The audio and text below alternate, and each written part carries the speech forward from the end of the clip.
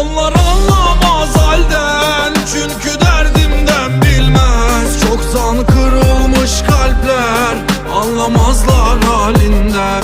Sevdiğimden, bittiğimden, her şeyden vazgeçtiğimden, kendimi kaybettiğimden, bilmezler derdimden.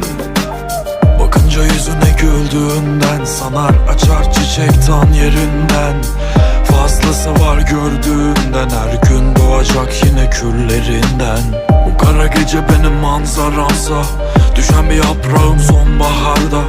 Sanki İstanbul'du gözlerin ağlarken baktığımda. Her gidenin ardından ağlayacak, susup her şeyi yakacak. Yaktıkları yanına mı kalacak? Sanma, yerin hiç dolmayacak. Onlar